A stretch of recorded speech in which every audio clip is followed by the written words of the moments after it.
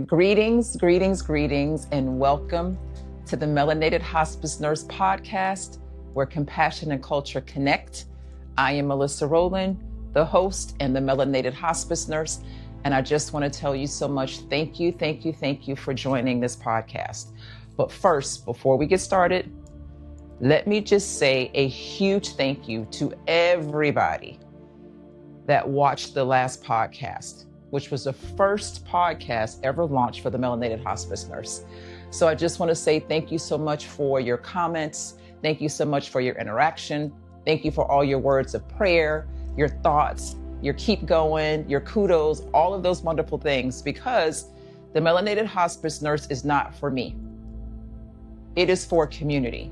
So the fact that community was reaching out and saying, thank you for this space, you all were asking questions, you were sharing the videos, hopefully talking to your friends, talking to your families, talking to yourself about what this entire end-of-life process means, what the death and dying process means, something that we really don't want to think about, but it's something that we are all going to experience.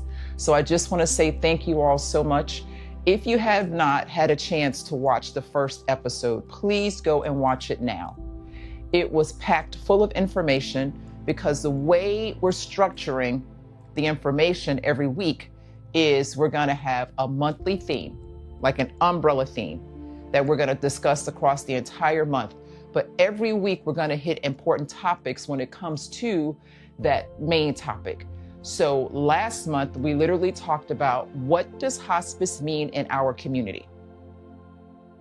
What does it mean in the community? What does that mean? And we hit on 4 subtopics or 4 main topics underneath that topic, just to make sure that we're really covering as much information as possible. Sometimes I know that too much information can be an overload when it comes to trying to get others to understand just provoking thought.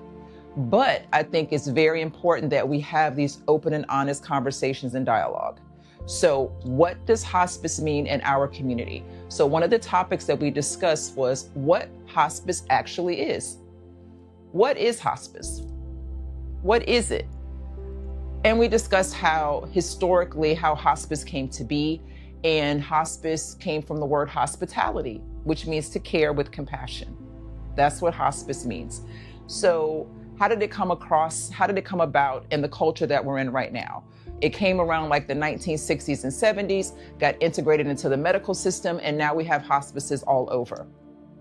But the theory of hospice, because hospice is a theory, the theory of hospice is that a human being should not die in pain, and they definitely should not die alone. That's the theory behind hospice. That's how hospice was actually created, because someone thought along the way that a human being was dying in spaces where they were alone and in pain. So that's the philosophy and the theory behind hospice. So that's one of the topics that we discussed. Another one was, what is comfort versus treatment? What is comfort versus treatment? Because I think sometimes the two get integrated together, and it's hard for us to understand that there is a difference. Because you think that most treatments should be comfortable, right? And you think that comfort care should include treatment. And it does. They both have aspects of one another.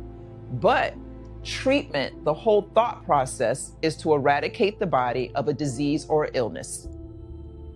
Or if you can't, at least try to manage that disease or illness so the body can still operate at an optimal quality of life. Comfort care is when all of those treatments that we have tried for however long the person wants to try are no longer serving the body. So now we have to get into the mindset where we keep the body as comfortable as possible to make sure that it can still operate in an optimal quality of life, whatever that looks like now that the treatments are no longer effective. So we talked about that, and there's going to be more detail on the podcast, but I just want to make sure that you understand some of the points that we discussed last week when it comes to why or what hospice means in our community. So another point that we discussed was why the misunderstanding of hospice. Why is there such a misunderstanding when it comes to what hospice means, what it does, what the treatment is, what the approach is, what the outcome is. Why is there so much misunderstanding surrounding the word hospice? Well, because we understand that hospice equals death. That's what we generally believe. When we hear the word hospice, that's automatically what we think about. So if we're not in the mindset that we're ready for the dying process, then we are going to approach hospice with misunderstanding, because you're coming into my space when I'm clearly trying to live and all you all do is death. So we tried to talk about those misunderstandings and how we can try to help bust through some of those myths when it comes around a misunderstanding of hospice. Totally get it though. Totally understand that. And then the purpose of hospice. What is the purpose of hospice? That was another topic that we discussed last week. Why does hospice, what is its purpose in my life? What is its purpose in my loved one's life? Why is it something that we can't continue to do in the medical model that we're already in? Why does hospice have to have its own space? What is the purpose of hospice? So these are some of the topics that we discussed on the last podcast, because the overall goal of the Melanated Hospice Nurse is to make sure that we return to community support models of caring for one another, that we return to community supported models where we care for one another. Once we get back to that, because we've come from that, listen, before we were disrupted as a people, the way we care for one another was communal, especially around the dying process, because dying is not medical. Dying is natural. Dying is not medical. Dying is natural. And before, as a collective, as a community, before this 400-year interruption, that's what we did. We cared for one another, and we still continue to do that. It hasn't gone away. We just have to return back to doing it more collectively, because it's encoded in our DNA to care for one another. We can't help it. That's just what we do. So the Melanated Hospice Nurse is here to make sure that we're provoking thought, to say, hey, it's time for us to start caring for one another now. We can do this. No more begging, no more asking for permission. It is time to claim our rightful spot and our space when it comes to helping each other. Because we come from community. And that's what the dying process is. It is communal, it is family, it is love, it is celebration, it is rituals, it is ceremonies, it is all of those things that we connect to. And it's time for us to return to that. But in order to do that, we have to have these very difficult but honest conversations when it comes to the death and dying process. Especially the dying process. The death process, okay. No one can out-funeral us, is what I tell people. And it's not a competition, but we just do it the way we always do it. It is celebratory. We have homegoing ceremonies that are pageantry. But it's the dying process where there's a void of life and celebration and love and community and family. That process, and that's probably one of the most beautiful processes we'll experience in our life. Now, yes, we understand that some of us won't have that option, because death will come suddenly, death will come tragically, death will come unexpectedly. But if we have an opportunity to be present and to be aware of our dying process and to participate in it, then the goal is for that to be love and celebration and family and community. And that's what we're going to do with the Melanated Hospice Nurse. So that was the topic of last week. The umbrella topic for the month is what hospice means in our community. And then we were able to really talk about some key points when it comes to that.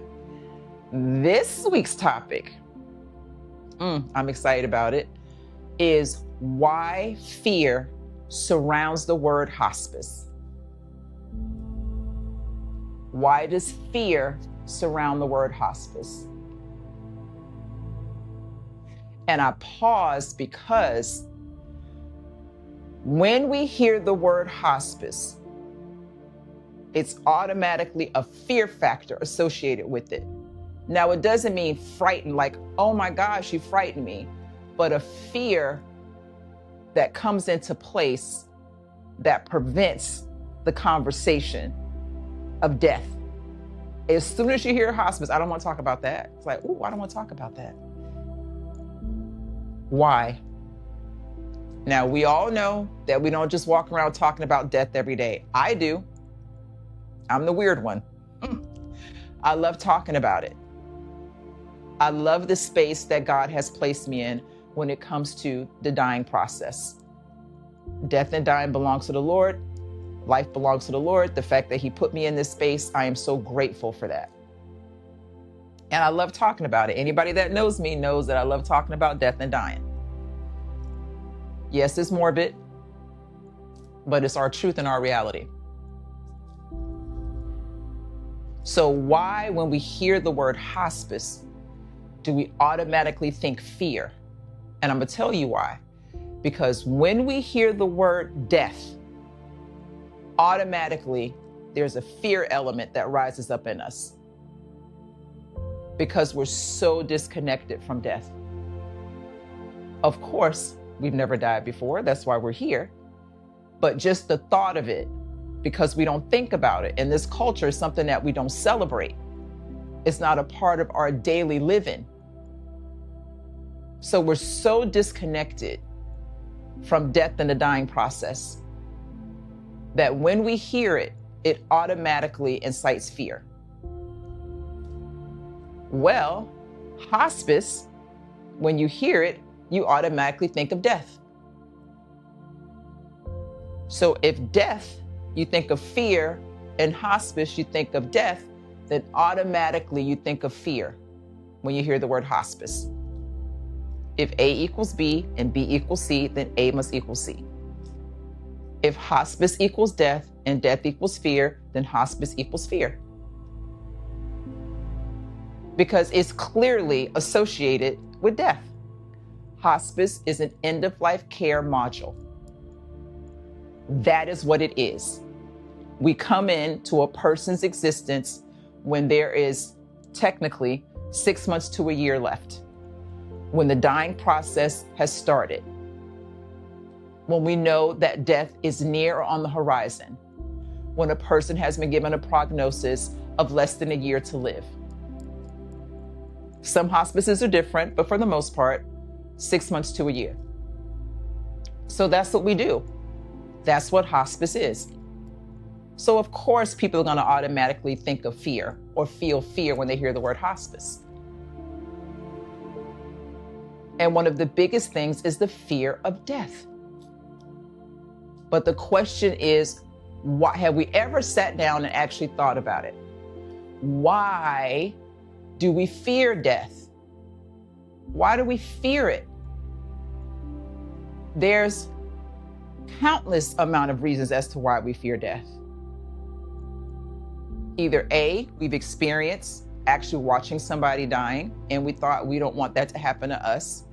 B, it's an automatic disconnection from everything that we're familiar with. C, the unknown. I have no idea what's on the other side.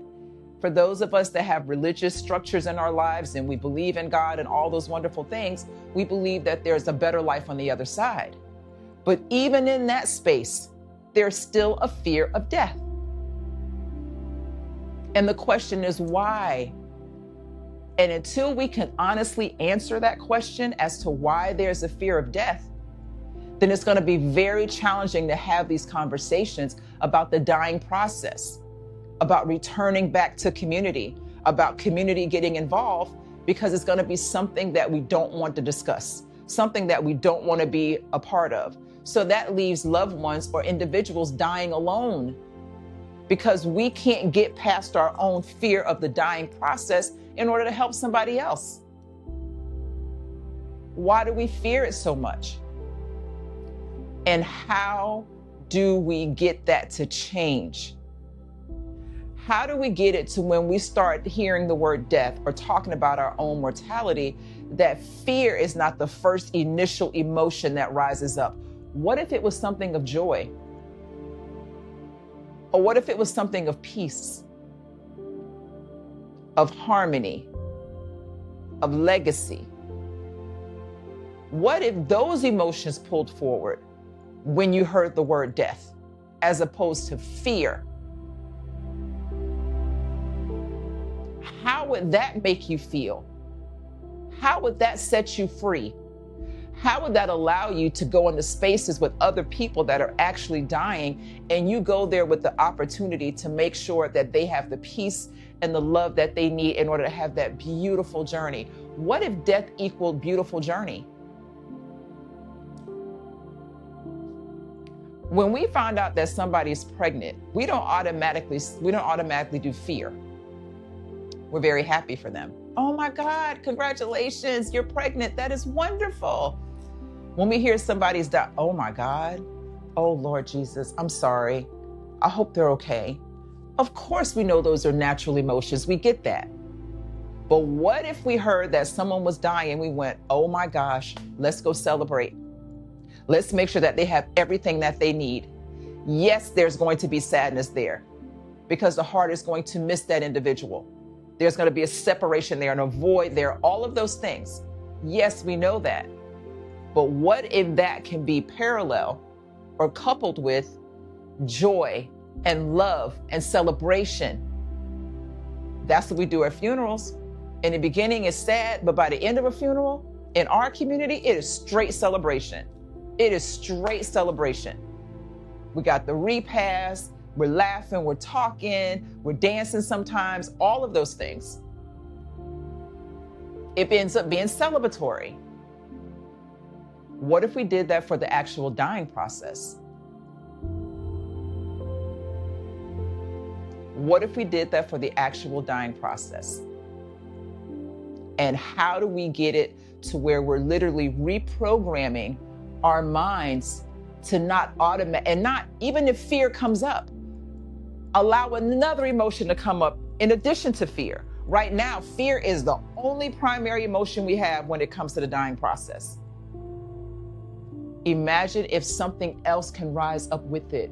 Like, okay, there's fear, but you know what? There's also celebration. There's also joy that that loved one is finally going to be in a place of peace. What if that happened? And then we slowly, over time, start changing that. That's what the Melanated Hospice Nurse is here for. We're going to provoke all of these thoughts. So when we do hear about death, and if we have the opportunity to be with the person as they're transitioning, or we know a family member that has a loved one that is on hospice, and when we go and visit that person, we don't go in there like it's the beginning of the funeral. We literally go in with a sense of joy and peace and celebration. The whole community comes out. You got neighbors coming over, bringing food for the family. You have people volunteering to sit with the loved one so that family member can get a break, or they can go to the grocery store or take a nap. We're laughing and we're sharing stories. Children are running around. They understand what's happening. They see the dying process happening. They embrace that as a part of their life, embrace it as a part of our culture. Straight joy and celebration. Boy, that sounds weird, doesn't it? Of course it does, because we're only used to death. We're only used to fear. I recently had a patient that transitioned.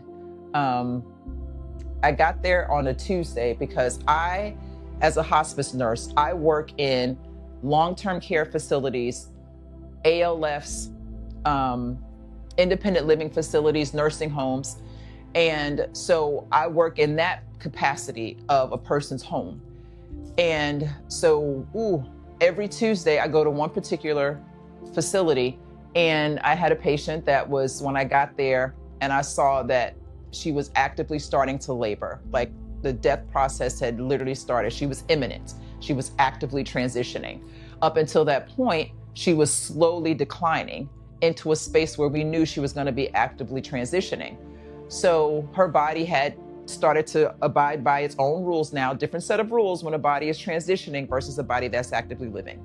So she had stopped eating. She was down to 75 pounds. She was no longer communicating verbally. She was communicating a little bit physically, but nonverbal communication. She was sleeping more.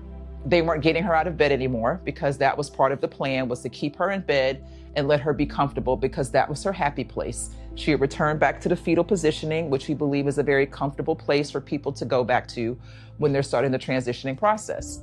So when I walked in and saw that, I was like, oop, okay, well, she clearly had some pain. She was in pain prior to the actual transitioning process. But now that she was actually transitioning, she could not swallow the pain pills that we had for her. So we had to convert her over to the liquid morphine. And that's going to be a podcast for a whole different day. I'm excited to talk about that because I definitely want to discuss what that morphine means. We think we know what it means when it comes to, oh, here comes the morphine, they're going to kill him. But we're going to have that conversation. But nonetheless, I was able to order her the morphine because she could no longer swallow effectively pills, and crushing was not an option because she couldn't swallow anything. So we got her the morphine going. She only needed a tiny little bit because she was so tiny herself. So 2 days later, she ended up transitioning. And I got the phone call, 9 o'clock in the morning.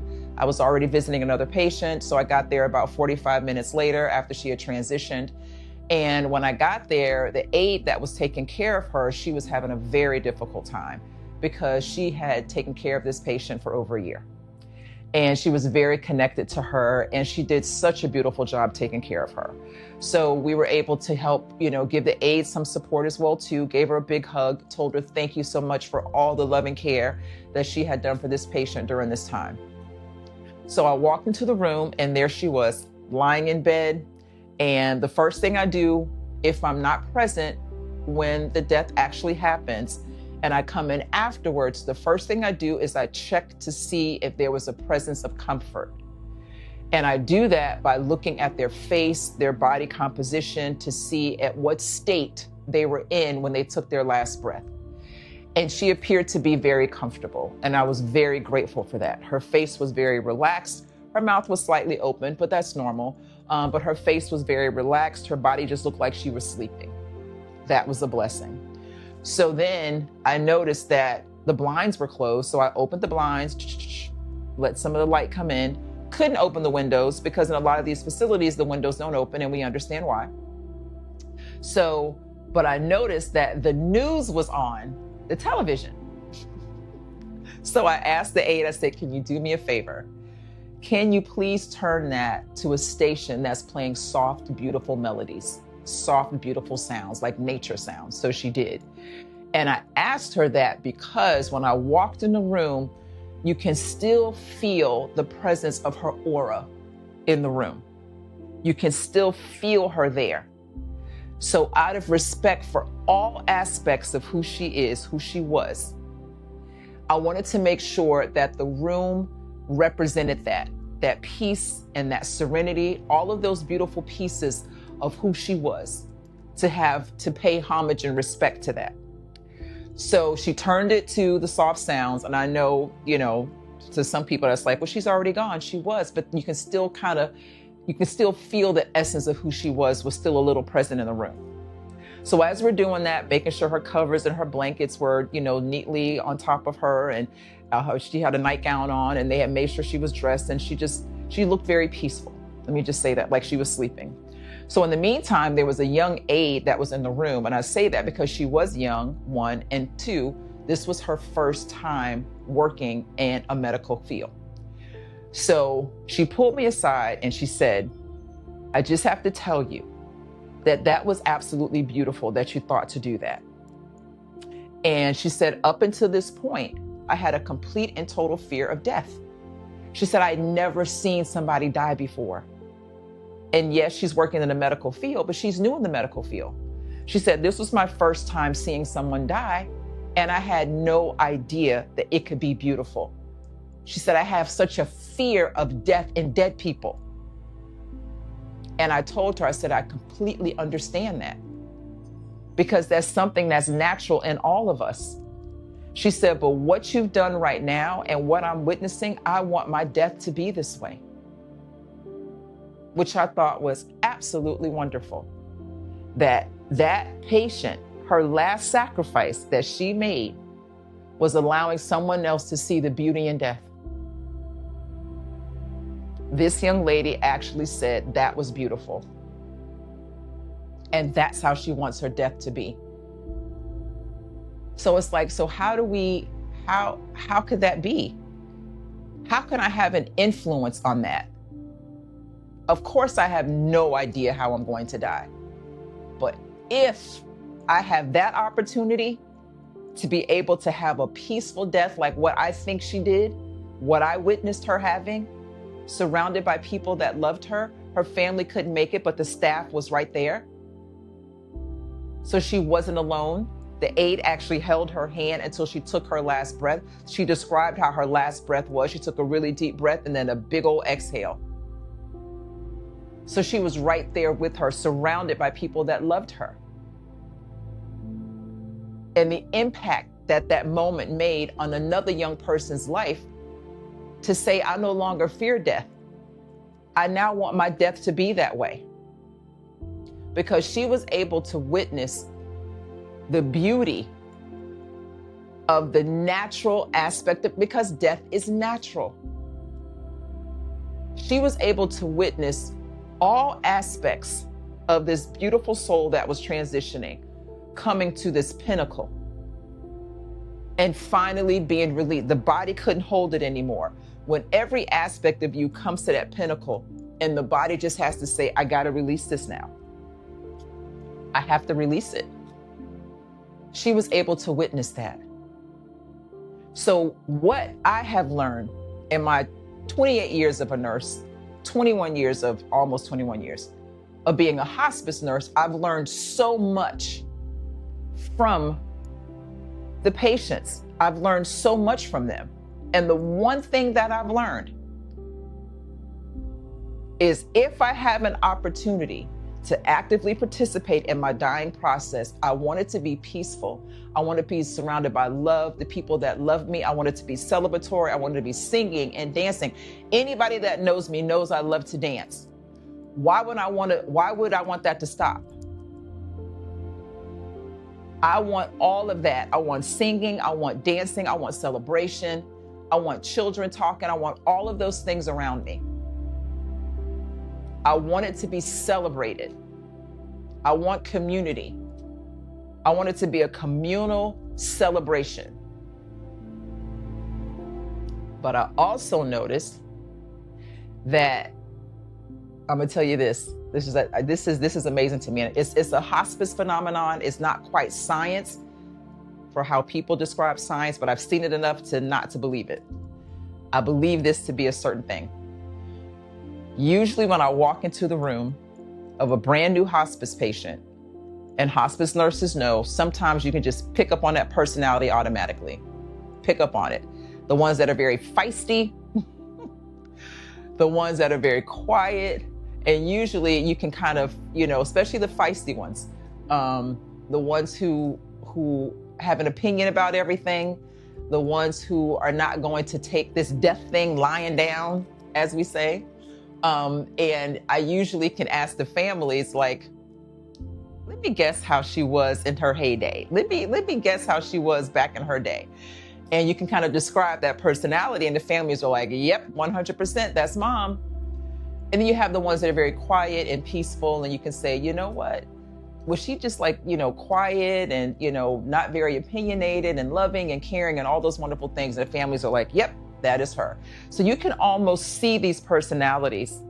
And a lot of the times, the death reflects that. Is it a science? If you want to study it, you can if you want to. If a scientist wants to study it, have I seen it enough to know that to be the truth? Yep. Is it always the case? No. But for the most part, you can literally see the death reflect that personality.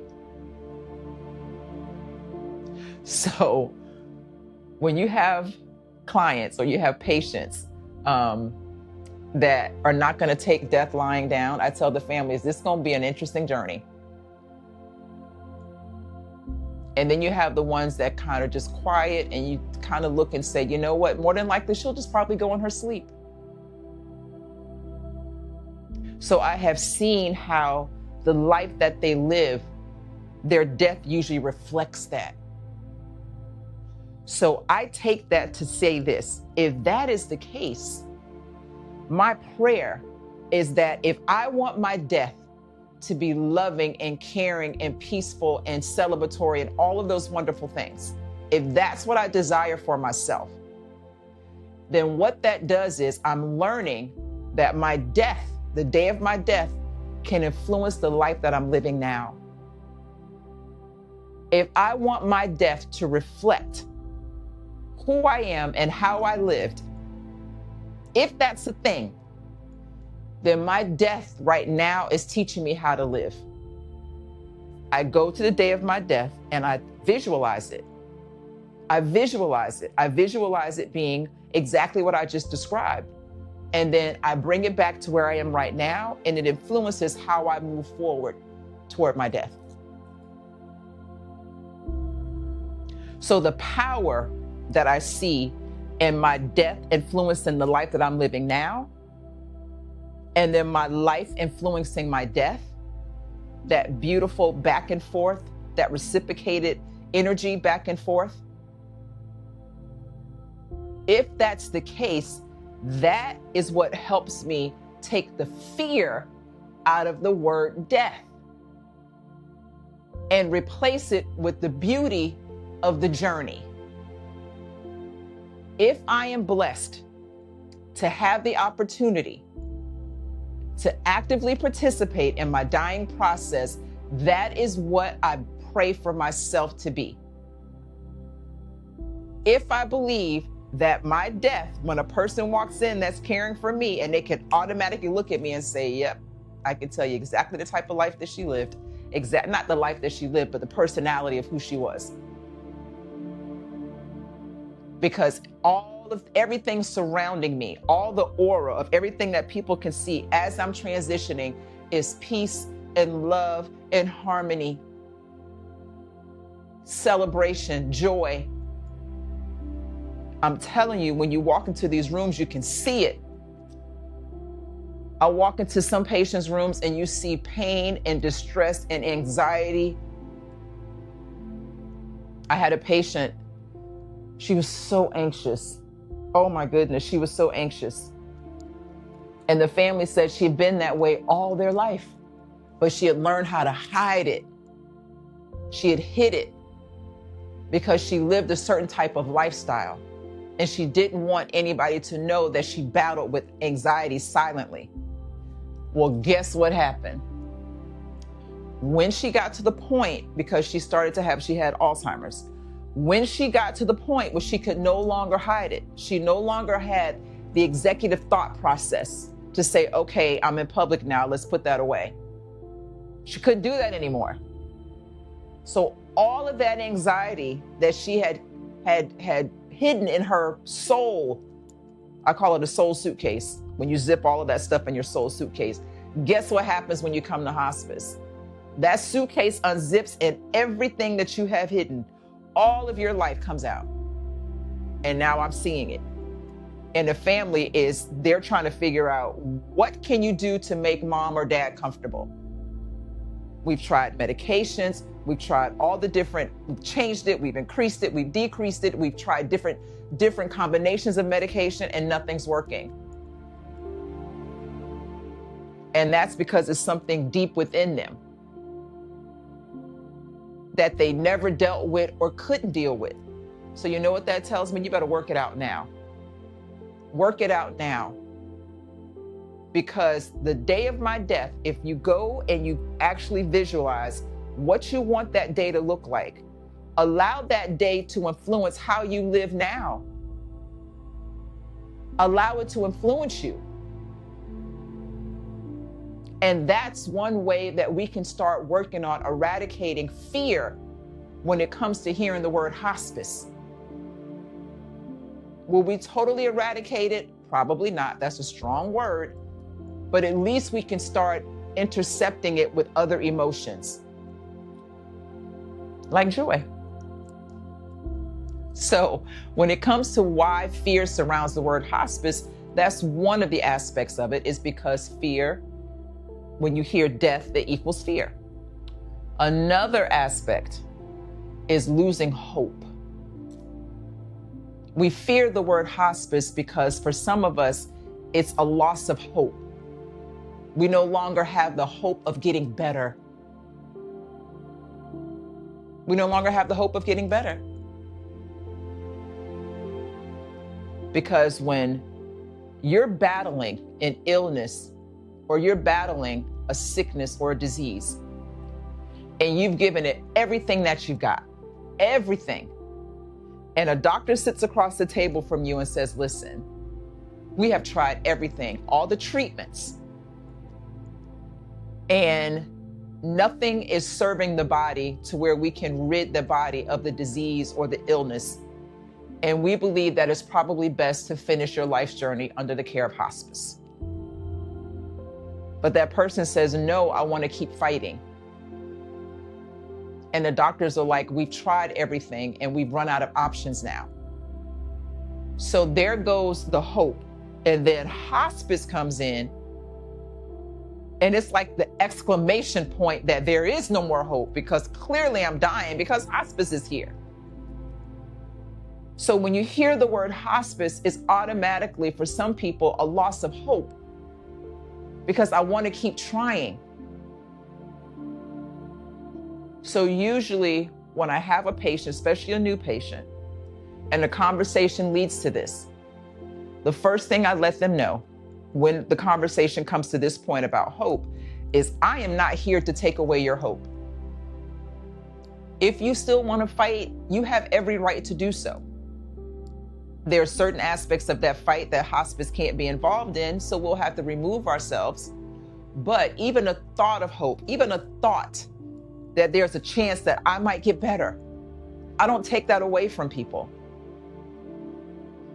But as the conversation leads itself to this, or lends itself to have a really deep conversation about hope, then we're also able to talk about, okay, the hope of the physical body getting better is probably very slim. But there's other aspects to you that can be healed. You are a multi-layered being. You are more than just your physical. So there's other aspects to you that could possibly be healed. And that's the hope that we hang on to. The hope of the physical body, that's one aspect of you. That hope of getting better may be slim to none. But then there's the hope of the mental part of you getting better and healed. The hope of the psychological part. The hope of the spiritual. The hope of the conscious and the subconscious, and all of those beautiful layers of who you are. We hang on to that hope being healed, because in the dying process and in the death, there could be a lot of healing. Doesn't mean the physical, but because we are, the focus of this matrix that we live in is to really focus on the physical, we forget the other aspects of us. We're multi-layered beings.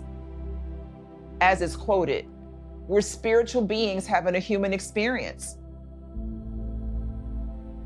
So I try to switch the thought of the loss of hope being the hope of nothing being healed, to breaking it up into different aspects. The physical body may not be healed, but let's talk about the mental. Let's talk about the spiritual. That's why the hospice model, when we come in, there's the nurse, the chaplain, and the psychosocial. Because we know that there are other beautiful parts of you that need to be addressed. It's just so that the dying process has now brought these things forward. When before we don't think about it, it's all physical. Just moving about our life, physical, everything's physical. A little bit of mental, but physical. And then when the dying process starts, you realize, oh my God, there's many layers of me. Yes, so let's focus on the hope of healing. and the other layers of who you are. And for some people, that brings them such a sense of peace. Because what happens in the dying process, especially when you take your last breath, what we see is every one of those layers of you all coming to an agreement. They all come together at one time. And they all agree that it's time to surrender. Surrender everything to what's happening. Surrender to the process, because it's time to go on to the next assignment. We're going to leave this old body behind. And all of those beautiful aspects of you, when they do come together at one time, it is magical, and your body can no longer hold it. And that's when you take your last breath and you go on to your next assignment, because that body cannot hold all the realization of all of who you are. The body can't hold that. It's like watching a caterpillar turn into a butterfly. A cocoon cannot hold a butterfly. It's too beautiful. It's too vast. It's brilliant. All of the layers of that butterfly all came to a point. The caterpillar, the cocoon was just parts of the layers. The end result of that butterfly that we see, that's multiple layers of the beauty of that butterfly. The caterpillar and the cocoon were just one layer. And when it gets to all aspects of it, the cocoon has to release it. That's how we visualize that being in hospice. That's why the butterfly is the national symbol for hospice. Because at the time of your last breath, every aspect of you has come to this beautiful point, this pinnacle, and the body can't hold you anymore. It's like the spiritual song, there's a leak in this old building and my soul has got to move. The body can't hold all the beautiful aspects of who you are when they come to one point of realization. It can't. It just can't. And then that's when you take your last breath. I remember I had the pleasure and I had the honor of being with my aunt when she was taking her last breaths. She was in one of our hospice units here, and I was sitting face to face with her. Like, she was laying in the bed and my face was right next to her.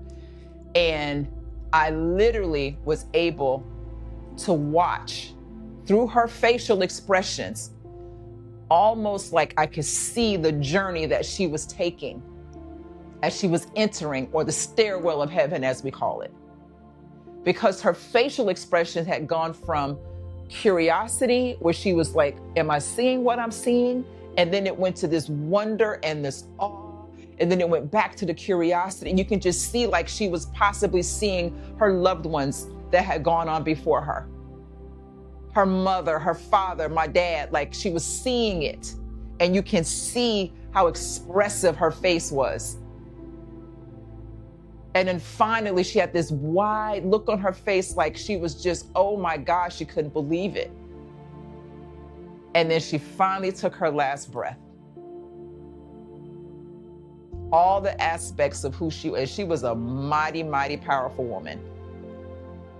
So there's no way her body could have held all of that magicalness that I witnessed, and knowing who she was and being able to be there with her as she took her last breath. So we have to focus on the hope in the other aspects of us.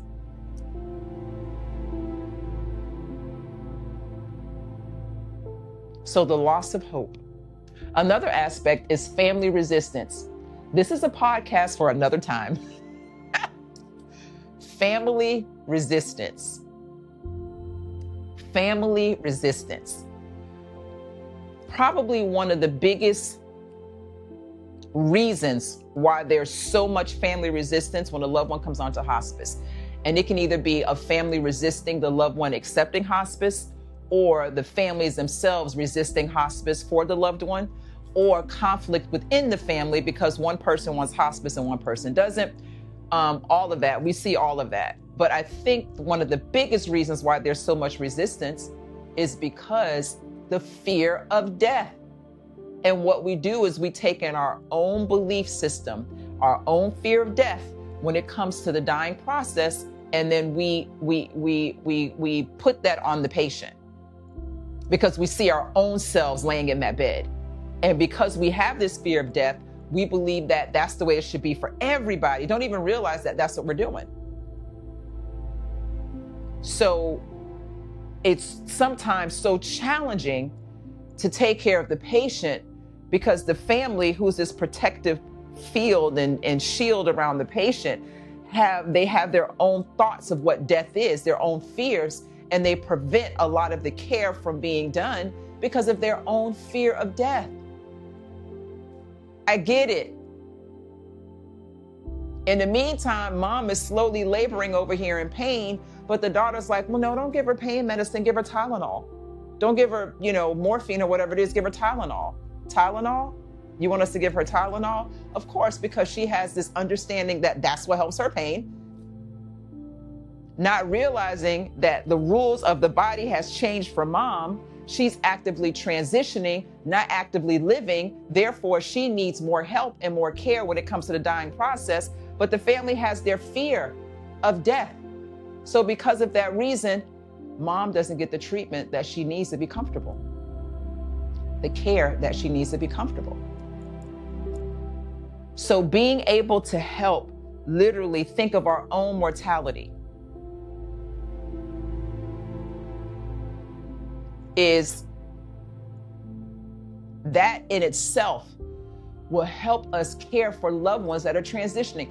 Imagine if you had a person that has such a fear of death, right? You yourself has such a fear of death.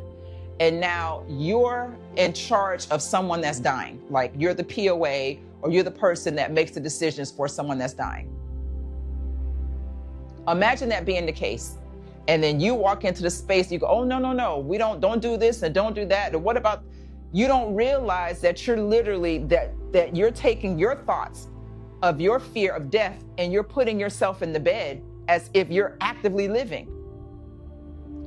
But imagine if you had this beautiful, healthy thought process about death and you're taking care of your mom. And you see that she's actively laboring and dying and transitioning. And you go to the nurse and you say, listen, this is what we're going to do. We're going to make sure that she has anything that she needs to keep her comfortable because the rules of the game have changed now. The rules of the game have changed. And we're going to talk about that in the podcast too, what that means.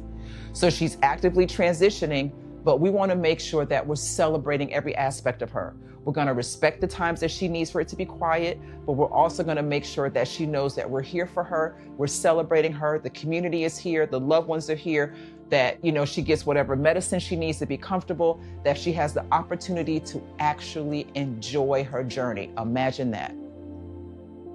Imagine that. Imagine being able to have that thought process for your loved one. Because you have a different thought of death. Fear is not the overriding emotion when it comes to the dying process for you. So you take that same approach to your loved one. Imagine if we were able to do that in community, that we started to shift the way we see the dying process. Imagine how so many of us could die in peace as opposed to dying in suffering or lingering, which are horrible for me to see. It breaks my heart when I see a person that's suffering or lingering in the dying process, simply because those that are in charge of that person, of making decisions for that person, they're bringing their own thoughts of death, their own fears of death as they're actively living, and this person is actively transitioning. So that's the purpose of the Melanated Hospice Nurse, is to have these very honest conversations so we understand the difference between actively living and actively dying. It's two different spaces, two different bodies. The person that's actively dying is not going to get up and go to the grocery store when they're done with the process. You will, but they won't. They're no longer eating. You are, but they aren't. They're speaking. You are, but they aren't. They're sleeping 24 hours a day. You aren't, but they are, because there's two different sets of rules. And that's how the body was designed. There's nothing we can do about that. We can't stop that. So the family bringing their own fear of death can completely play a role in the fear surrounding the word hospice.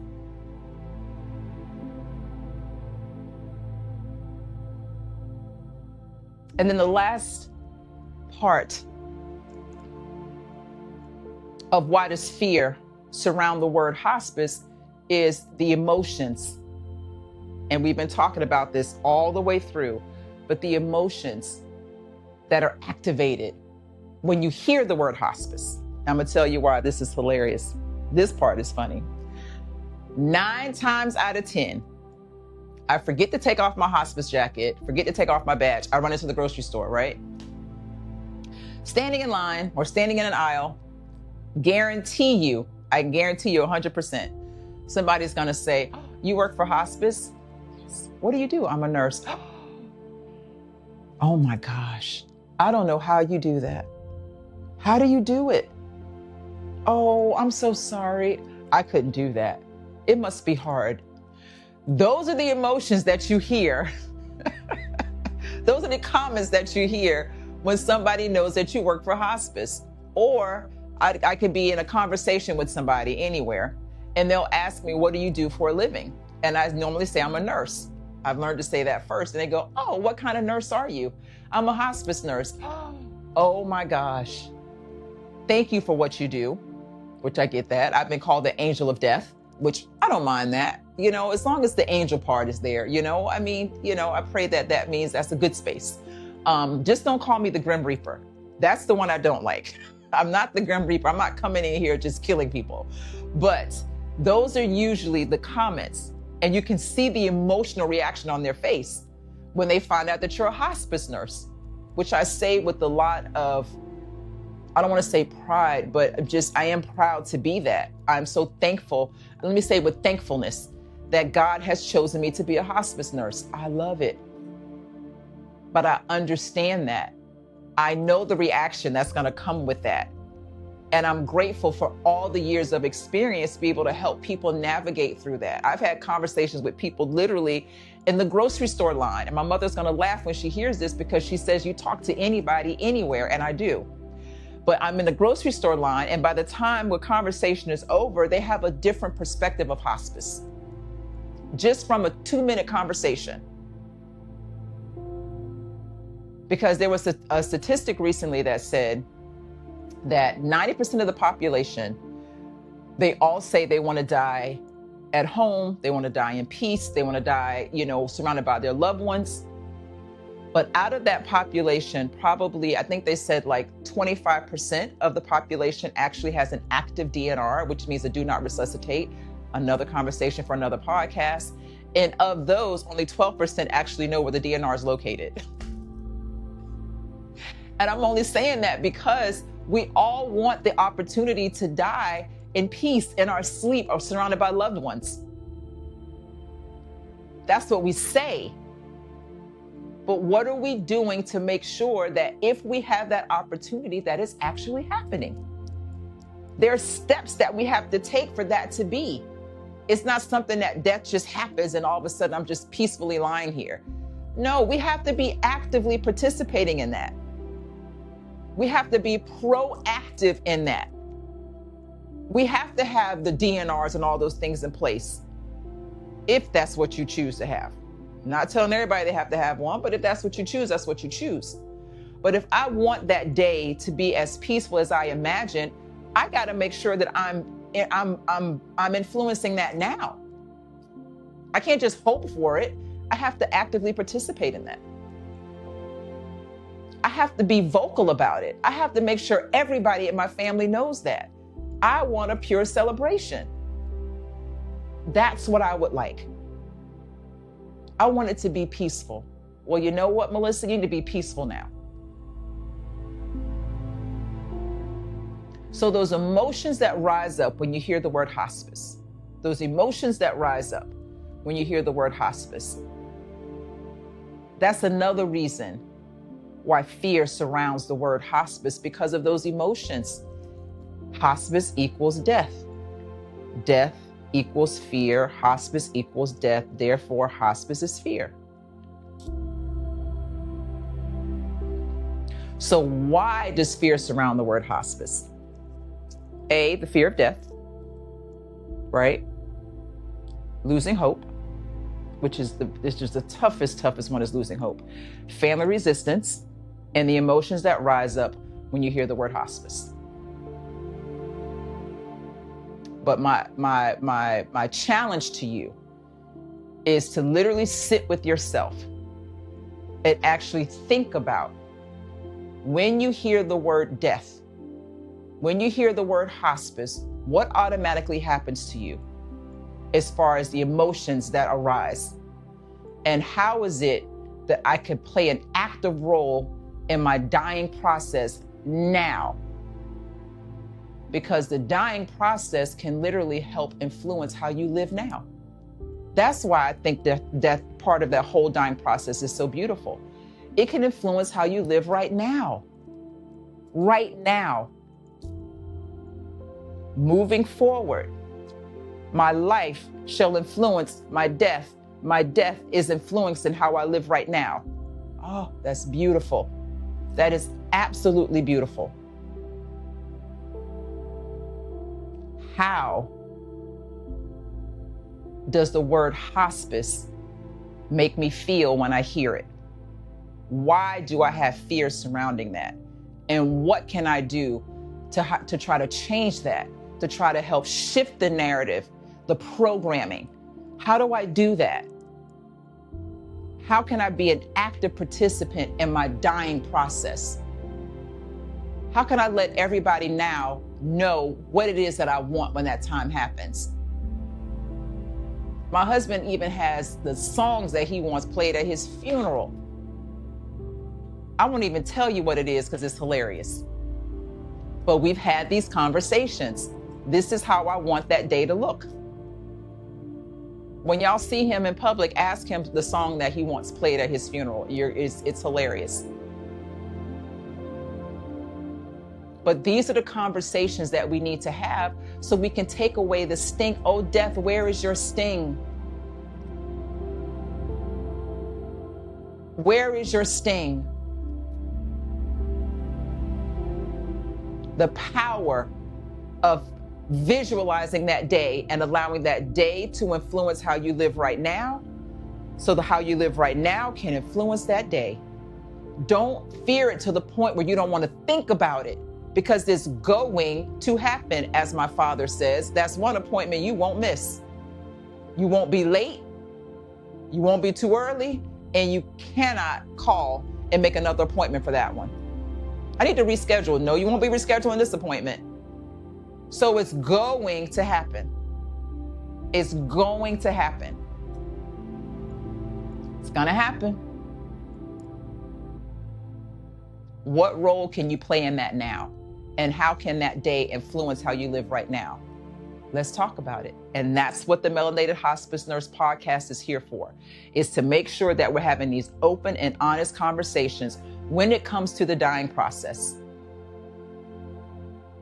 Woo! I could talk about this all day. Love it. I know, call me crazy, but I can. But we need this. We need it. We need this space. So with that being said, next week's podcast. First, I want y'all to watch this one over and over again. Watch the first one, jot down your questions, because you're going to have an opportunity to have those questions addressed.